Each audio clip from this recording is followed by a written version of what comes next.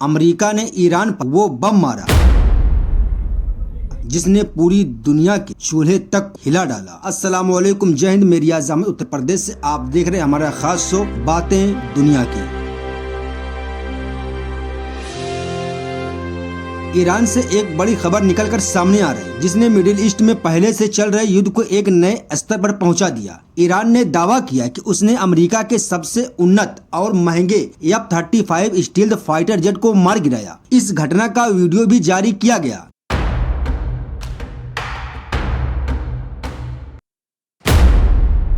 जिसमें दावा किया जा रहा है कि ईरान के एयर डिफेंस सिस्टम ने ईरानी हवाई क्षेत्र में उड़ रहे इस जेट पर हमला कर उसे बुरी तरह क्षतिग्रस्त कर दिया। ईरान की Islamic revolutionary guard corps IRGC ने गुरुवार तड़के करीब 2:30 बजे बताया कि उनकी नई उन्नत एयर डिफेंस सिस्टम ने ईरान के बीच में अमेरिकी F-35 को निशाने पर लिया। IRGC का कहना है कि विमान को गंभीर क्षति पहुंची है और उसके दुर्घटनाग्रस्त होने की पूरी संभावना है। हालांकि उसकी वास्तविक स्थिति अभी स्पष्ट नहीं हुई है, जांच जारी है। ईरान का ये भी कहना है कि ये सफलता 125 से अधिक अमेरिकी इजरायली ड्रोनों को मार गिराने के बाद मिली है और ये उसकी वायु रक्षा प्रणाली की बढ़ती क्षमता को दर्शाता है। दूसरी तरफ अमेरिका ने इस घटना को लेकर अलग ही कहानी पेश की। अमेरिकी सेंट्रल कमांड ने पुष्टि की कि एक F-35 विमान को आपातकालीन लैंडिंग करानी पड़ी, लेकिन उन्होंने ये नहीं माना कि ईरान की आग ने उसे मार गिराया। अमेरिकी अधिकारियों के अनुसार ये विमान ईरान पर एक युद्ध मिशन को अंजाम दे रहा था और उसने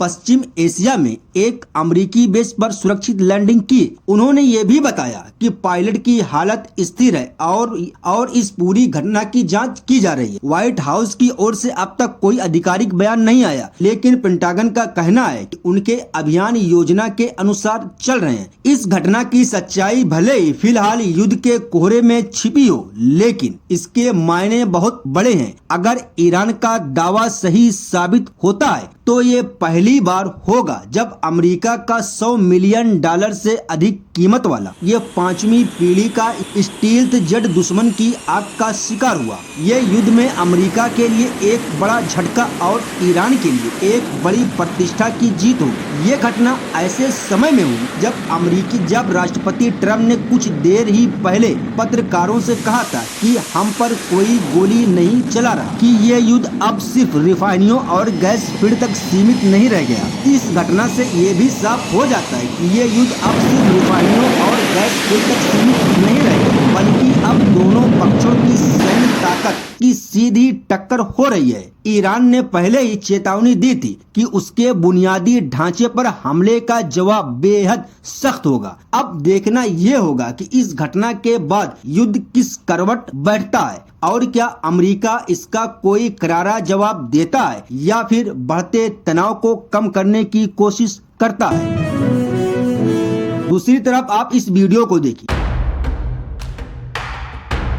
ये ईरान की एक नई खास किस्म की मिसाइल जिसको इस तरह डिजाइन किया गया है कि इसराइल का आयरन डोम और अमेरिका का थॉट भी चकमा खा जाए। और ईरान का कहना भी है अभी तक ईरान ने अपने नए मिसाइल नहीं निकाले, अभी तक सिर्फ उन्हीं मिसाइलों का इस्तेमाल हो रहा है जो पुरानी है। अगर इसराइल और अमेरिका ईरान के गैस भंडार को निशाना बनाएंगे तो इससे भी खतरनाक हथियारों का इस्तेमाल किया जाएगा। इसराइल ने इस युद्ध को रिफाइनरी के खतरनाक स्तर पर पहुंचा दिया और उसके हमले के जवाब में ईरान भी खाड़ी के देशों की कई रिफाइनरी को टारगेट कर रहा।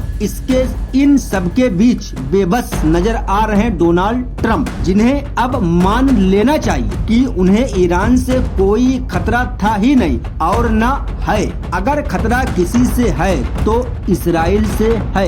इसराइल ने उसकी गर्दन पकड़ ली और खींचकर अमेरिका को युद्ध के मैदान में ला खड़ा किया। ईरान ने कभी किसी देश पर हमला नहीं किया था, जिस तरह से इसराइल ने ईरान के साउथ पोर्स गैस फील्ड पर हमला किया, उससे एक और बात साबित होती है कि इसराइल के साथ साथ खाड़ी के देशों की तेल और गैस की सप्लाई को भी नष्ट करने की स्थिति में पहुंचाना चाहता है। साउथ पोर्स गैस फील्ड में कतर और ईरान दोनों मिलकर उत्पादन करते हैं। इसराइल ने यहां हमला कर बता दिया कि उसे कतर और खाड़ी के दूसरे देशों की भी चिंता नहीं है। इस हमले के बाद ट्रम्प ने जो बयान दिया, उससे और साफ होता है कि उनके हाथ में अब कुछ भी नहीं है। उनका काम युद्ध रोकना नहीं, बल्कि जब तक प्रेस से घिरे रहना है और उजूल फजूल बयान देना तक सीमित रह गया है। जब इसराइल ने तेहरान के तेल डिपो पर हमला किया तो कतर की चिंता बढ़ गई कि कहीं वो भी निशाने पर न आ जाए। कतर अगर इस युद्ध में शामिल नहीं होता तो कम से कम आधार पर ट्रम्प इसराइल से कह सकते थे कि वो साउथ पोर्स पर आगे हमला न करे। अब देर हो चुकी है। ट्रम्प की नौटंकी एक्सपोज हो चुकी है। 1988 में ट्रम्प ने एक इंटरव्यू में कहा था, अगर ईरान ने अमेरिका की सेना पर हमला किया तो खार्ग पर हमला कर दूंगा। 40 साल बाद ट्रम्प खार्ग पर हमला करते भी हैं। 40 साल बाद ट्रम्प खार्ग पर हमला भी करते हैं तो जाहिर है इनकी दशकों पुरानी प्लानिंग है ईरान पर कंट्रोल करने की और उसके बहाने चीन और रूस को कंट्रोल में रखने की। कि किसी बिंदु पर जिस तरह इस युद्ध में इसराइल अपना गेम चल रहा है, उसी तरह ट्रम्प भी अपना गेम चल रहे हैं। दोनों साथ लड़ भी रहे हैं। दोनों के हित कुछ अलग भी हैं, मगर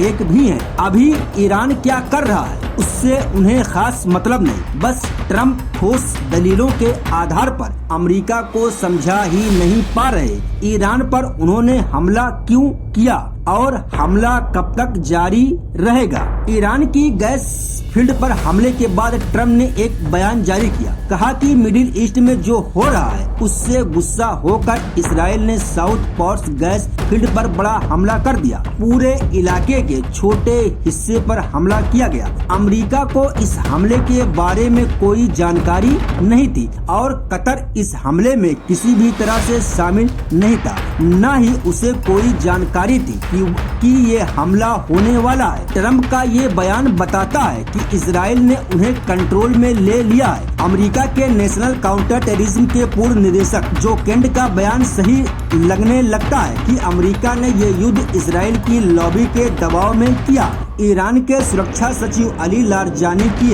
हत्या को भी इसी से जोड़ा जा रहा कि इसराइल बातचीत नहीं चाहता, जो भी इसमें शामिल होता है मार देता है। कई घटनाएं बता रही हैं कि इसराइल अमेरिका से अलग फैसला ले रहा। अमेरिका का काम उसके हमलों पर चुप रहना है या उसके साथ हमला करना। ट्रम्प को पता है कि कतर के रास लफान का ईरान के टारगेट पर आना दुनिया में हाहाकार मचा सकता है। इस प्लांट को फिर से चालू करने में वर्षों लग जाएंगे। दुनिया भर में लोग ट्रम्प के खिलाफ सड़कों पर उतर सकते हैं और उनकी सरकार के लिए मुश्किल हो जाएगा कि वे अमेरिका का साथ दे रहे हैं या इसराइल का। युद्ध के तीसरे हफ्ते में इकोनॉमिस्ट पत्रिका ने सर्वे किया कि ट्रम्प का युद्ध अमेरिका में लोकप्रिय नहीं हो पा रहा।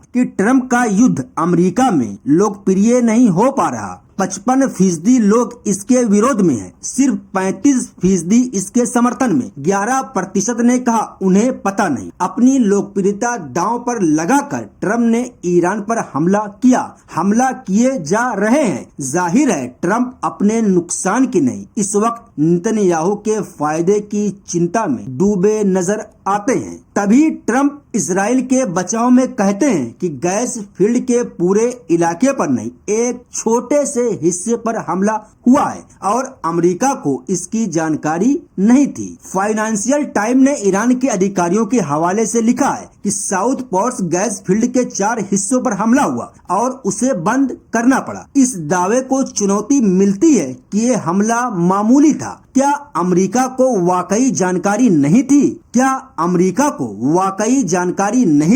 और जानकारी होती तो क्या अमेरिका रोक देता? एसोसिएटेड प्रेस ने रिपोर्ट किया कि हमला करने से पहले इजराइल ने अमेरिका को बता दिया था, तो क्यों नहीं रोका? एसोसिएटेड प्रेस ने सूत्रों के हवाले से कहा, ये पता नहीं कि अमेरिका ने इजराइल को मंजूरी दी या नहीं। इससे भी ये समझ बनती है कि कई बिंदुओं पर इस युद्ध में इजराइल और अमेरिका के बीच सहमति नहीं है, फिर भी अमेरिका युद्ध में है। इसलिए इस बात में दम लगता है कि ट्रंप इजराइल के दबाव में है। इजराइल में अमेरिका के पूर्व राजदूत ने कहा कि ट्रंप चाहे जो भी कहें, लेकिन इस बात का 0 चांस है कि इजराइल ने अमेरिका की सेना को पूरी जानकारी दिए बिना हमला किया होगा। राजदूत का कहना है कि ट्रंप को पता था और उन्होंने अनुमति दी। अब उन्हें समझ आ रहा है कि खाड़ी के ऊर्जा ठिकानों पर ईरान के जवाबी हमलों से तनाव बहुत तेजी से बढ़ गया है। साउथ पार्स गैस फील्ड पर हमले के जवाब में ईरान का कतर के रास लफान इंडस्ट्रियल सिटी पर हमला करना कोई मामूली घटना नहीं है। कतर ने कहा, आग पर काबू तो पा लिया गया, मगर नुकसान बहुत बड़ा है। इस एक फैसिलिटी से दुनिया की जरूरत की 20% LNG की सप्लाई होती है। कतर ने यह भी कहा कि रास लफान के आसपास दूसरे ठिकाने पर भी हमला हुआ। भारत पर भी गंभीर असर पड़ेगा। एक रिपोर्ट के अनुसार भारत भी अपनी LNG की सप्लाई का 40% हिस्सा यहीं से लेता है। ट्रंप ने कहा, अगर दोबारा कतर के रास लफान पर हमला हुआ तो वे ईरान की गैस फील्ड पर हमला करेंगे। लेकिन क्या ट्रंप खुद इसकी गारंटी दे सकते हैं कि इजराइल ईरान के साउथ पार्स गैस फील्ड पर हमला नहीं करेगा? अगर दूसरी बार इजराइल ने हमला किया, तब जवाब में ईरान को क्या करना चाहिए? ईरान के साउथ पार्स गैस फील्ड और कतर के नॉर्थ डोम फील्ड के इस इलाके में इतनी गैस है कि अकेले इसी से दुनिया को 13 साल तक गैस की सप्लाई की जा सकती। क्या पहले सोचा नहीं गया कि एनर्जी फील्ड पर हमला होगा तो जवाब में भी उसी पर हमला होगा? ईरान की IRGC ने कहा कि अमेरिका के सहयोगी देशों की जितनी भी एनर्जी फील्ड हैं, सबको टारगेट किया जाएगा। रास लफान पर हमले के बाद कतर में मौजूद ईरान के राजदूत को कतर से निकल जाने का नोटिस थमा दिया। एक समय था जब कतर इसके जरिए ईरान और हमास के बीच बातचीत करा रहा था। कतर ने इजराइल के हमले की निंदा की और इजराइल को चेतावनी जारी की कि वाइटल फैसिलिटीज पर हमला करने से बचना चाहिए। कतर के प्रधानमंत्री के सलाहकार ने ईरान की गैस फील्ड पर इजराइल के हमले के बाद लिखा, ये हमला वैश्विक ऊर्जा के लिए खतरा है और इस इलाके के लोगों और पर्यावरण को भी नुकसान होगा। कतर को पता है कि रास लफान को अगर भारी नुकसान पहुंचा तो उसकी अर्थव्यवस्था की सांसें थम जाएंगी। लेकिन इजराइल क्यों कतर की परवाह करे? वो तो वही चाहेगा कतर ईरान के खिलाफ युद्ध में शामिल हो जाए। जहां तक कतर की निंदा का सवाल है, तो उसने एक बार इजराइल की निंदा कर दी और कई बार ईरान की, तो साफ है कौन किसकी तरफ खड़ा है। कतर के रास लफान पर हमले के बाद फ्रांस के राष्ट्रपति मैक्रोन ने कतर के अमीर से बात की और ट्रंप से भी। मैक्रोन ने कहा, ये सबके हित में है कि पानी और ऊर्जा की सप्लाई को बचाने के लिए तुरंत इस युद्ध पर रोक लगाई जाए। मैक्रोन ने क्या नहीं कहा, इसकी जानकारी आपको ईरान के विदेश मंत्री अब्बास अराक्ची के बयान से मिल जाएगी। अराक्ची ने कहा कि मैक्रोन ने ईरान के खिलाफ अमेरिका और इजराइल के हमले की निंदा में एक शब्द भी नहीं कहा। जब इजराइल ने तेहरान के तेल डिपो को उड़ा दिया, तब मैक्रोन ने उसकी निंदा नहीं की कि ईरान की गैस फैसिलिटीज पर हमला हुआ। उसी के बाद तो ईरान को हमला करना पड़ा। दरअसल मैक्रोन भी गेम खेल रहे हैं। अमेरिका की मांग पर युद्धपोत नहीं भेजना लगा कि मैक्रोन की कोई अलग लाइन है। जब इजराइल ने साउथ पार्स गैस फील्ड पर हमला किया, तब इसराइल की निंदा नहीं की। मैक्रोन शायद इसलिए बेचैन हुए क्योंकि कतर के कारण यूरोप में फिर से गैस और तेल की दिक्कत हो जाएगी। इसलिए मैक्रोन कतर के बहाने ट्रम्प से बतिया रहे हैं कि जल्द ही हमले पर रोक लगे। ये लोग केवल बोलने का फर्ज अदा कर रहे हैं। उन्हें पता है कि कुछ भी बयान दो मगर हमला जारी रहेगा और गेम इन्हीं के हिसाब से सेट होता रहे। आराक्ची की बात सही लगती है। ट्रम्प को फोन करने से क्या हो जाएगा? क्या ट्रम्प के बस में है कि वह इस युद्ध को रोक दें? हमला हो रहा है नेतन्याहू के लिए। अब आप देखेंगे मीडिया के हेडलाइनों में या ट्रम्प के बयानों में नेतन्याहू इन दिनों कम दिखाई या सुनाई देते हैं। ऐसा क्यों है? इस पर भी सोचिएगा। इसराइल के हमले के जवाब में ईरान ने संयुक्त अरब अमीरात की हब्सान गैस फैसिलिटीज पर हमला कर दिया, जिसके बाद अबू धाबी के इस प्लांट को बंद कर दिया गया। इसके बाद सऊदी अरब 2 रिफाइनरी पर भी हमला हुआ। 2 मार्च को सऊदी को रास तनूरी की रिफाइनरी बंद करनी पड़ी। अब चालू हुई थी कि रियाद में दो रिफाइनरियों पर हमले की खबर आ गई। सऊदी अरब ने कहा कि बुधवार को रियाद पर दागी गई 4 मिसाइलों को नाकाम कर दिया गया। पूर्वी हिस्से में गैस की फैसिलिटी को भी टारगेट करने की कोशिश की गई। 19 मार्च की दोपहर कुवैत से खबर आती है कि वहां की 2 रिफाइनरी को ईरान ने ड्रोन से अटैक किया और वहां आग लग गई। ईरान जानता है कि खाड़ी के देशों की मदद के बिना अमेरिका उस पर हमला नहीं कर सकता। इसलिए इजराइल भी यही चाहता है कि जब खाड़ी के देशों में बने सैनिक अड्डों से अमेरिका हमला कर रहा तो खाड़ी के देश क्यों नहीं हमले में शामिल हो रहे हैं। खाड़ी के देश समय ले रहे हैं। इस स्टेज पर कोई दावा नहीं कर सकता कि खाड़ी के देश ईरान के खिलाफ नहीं जाएंगे। खाड़ी के देशों को ये युद्ध पसंद भी आ रहा। उनकी तेल और गैस की सप्लाई बंद है, लेकिन आपने नहीं सुना होगा कि खाड़ी के देश सड़कों पर उतर रहे हैं, चीख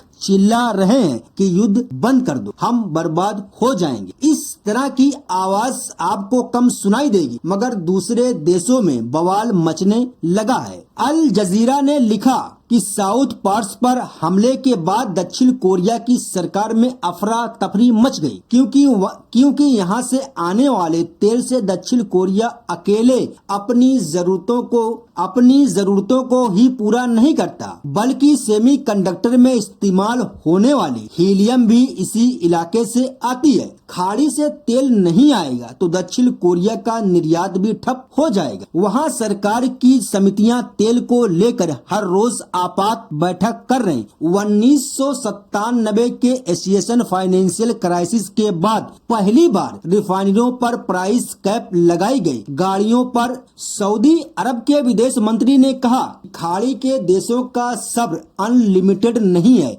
ईरान उनके सब्र का इम्तिहान न ले। खाड़ी के देशों के पास तेहरान के हमले का जवाब देने की क्षमता है। ये कहते हैं इसलिए तेहरान अपनी स्ट्रेटजी में बदलाव कर ले तो क्या सऊदी अरब ईरान को जवाब देगा? वो इजराइल और अमेरिका पर दबाव क्यों नहीं डाल रहा? सऊदी अरब अपना दबदबा दिखाना चाहता है कि खाड़ी के देशों का लीडर वही है। रियाद में 12 अरब देशों और मुस्लिम देशों के विदेश मंत्रियों की बैठक बुलाई। सऊदी अरब, संयुक्त अरब अमीरात, कुवैत, कतर, बहरीन, मिस्र, जॉर्डन, सीरिया, लेबनान, तुर्की, अजरबैजान और पाकिस्तान के विदेश मंत्रियों ने इस बैठक में हिस्सा लिया। सीरिया तो ईरान विरोधी है। इन सभी ने अपने साझा बयान में एक शब्द भी अमेरिका और इजराइल के खिलाफ नहीं लिखा। इतने सारे देश इकट्ठा होकर किसे बेवकूफ बना रहे हैं? साझा बयान में ईरान की निंदा की गई, ईरान को नसीहत दी गई कि युद्ध खत्म करे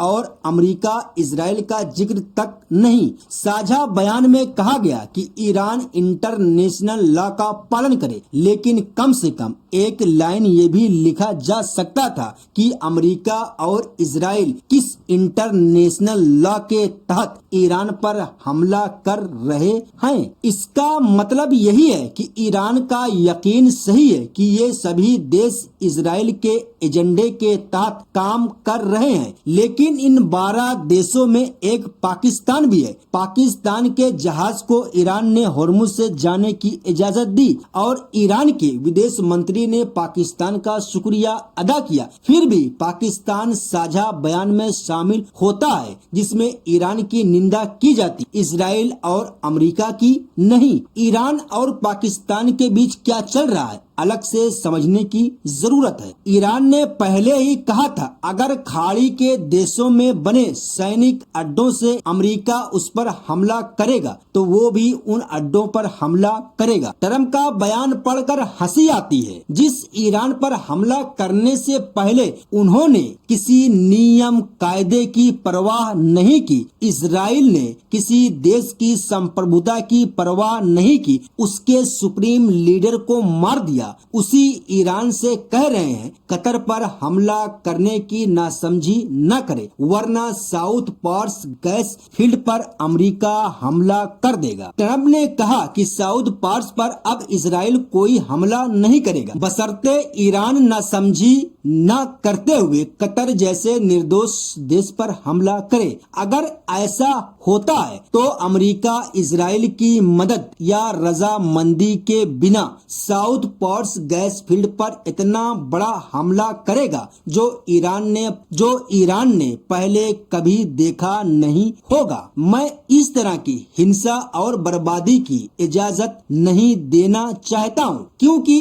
इसका ईरान के भविष्य पर दूरगामी असर होगा। लेकिन अगर कतर के एलएनजी पर फिर से हमला हुआ तो मैं ऐसा करने से हिचकिचाऊंगा नहीं। यानी ट्रंप कह रहे हैं कि साउथ पार्स पर इजराइल हमला नहीं कर सकता, अमेरिका ही कर सकता है। ईरान तभी पीछे हटेगा जब अमेरिका और इजराइल पीछे हटेंगे। ईरान ने साफ साफ कहा है कि युद्ध तभी बंद होगा जब दोबारा युद्ध नहीं करने की गारंटी दी जाए। ईरान को लेकर भी सवाल उठ रहे हैं कि वो कब तक अपना सब कुछ दांव पर लगाता चला जाएगा। ये भी कहा जा रहा है कि अगर ईरान हार गया तो केवल उसकी हार नहीं होगी, अमेरिका का ईरान के तेल और गैस पर कंट्रोल हो जाएगा और जो भी देश ईरान से बराबरी का सौदा करते थे वो देश अमेरिका के दरबारी बन जाएंगे। इसलिए गिनते रहिए ईरान की